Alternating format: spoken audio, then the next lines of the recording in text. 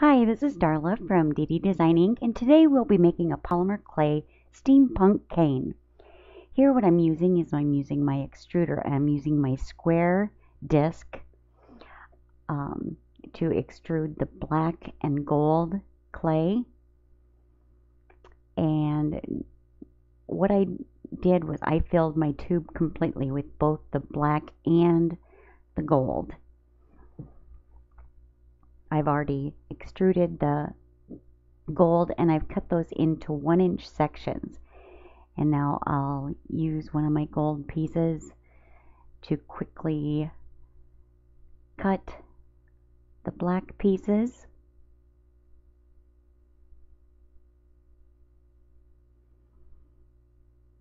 And get them exact. Okay, so here's my core, and that's about 1 inch tall and about 1 inch wide. Then I take some gold, and it's about 2 thicknesses on the one setting on my pasta machine, but it was just a little too short, so I run it through on a 2 setting and get that down.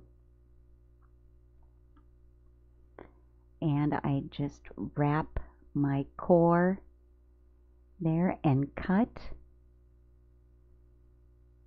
And then I'll trim off the excess off the one end. Now you can measure beforehand, you can measure the exact width. I just prefer to do it this way.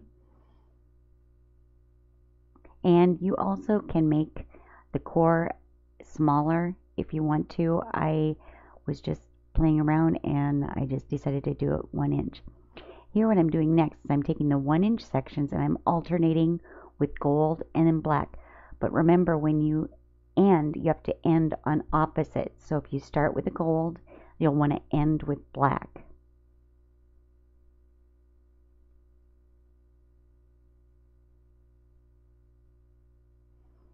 Okay, now I take and I'm just kind of marking where I start and finish, and that's about the length that I'll need to wrap. And I'm very lightly, you can't tell here because of the speed and the pressure, I very lightly roll in both directions to kind of secure those together, and then I carefully flip it over and do the same, rolling both ways very gently, not to distort the squareness of the little sections there. And here we wrap, and you're kind of firming it all together, and it should match up very well. So you're starting to see the gear shape a little bit. And then I just trim off the excess. A little bit more there to trim off.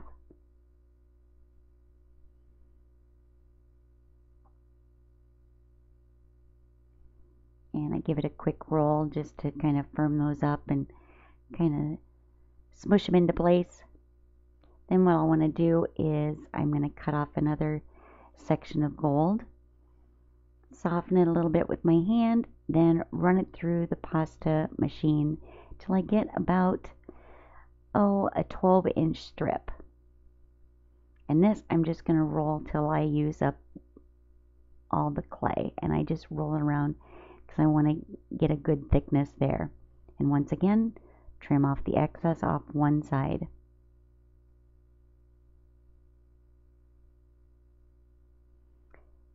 Move the scraps out of the way. There we see. Now what I'm going to do is I'm going to take the remaining pieces and I'm going to alternate 1 gold, 2 black. 1 gold, 2 black. Do that all the way around. And if you're lucky, it should come out. And what you can always do is you can kind of firm it, and that's at the end. I kind of squished it over and it just worked out perfectly. Now what I do is I roll out some black and I wrap it around. And that's going to be your outer layer, and there you can see the gear shape.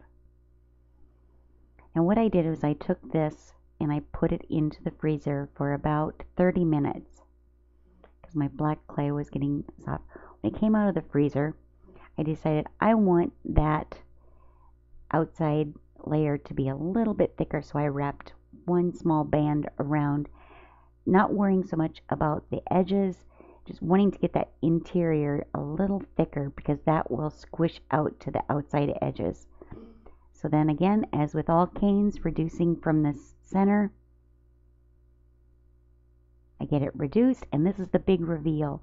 This is the most exciting part for me, is for making canes. I love to cut it open and see what I've got. And you can reduce this down and make your gears different shapes. But there you go. And you can decorate lots of things with your steampunk cane and make gears. You can do it with any metal. Thanks for watching. Enjoy.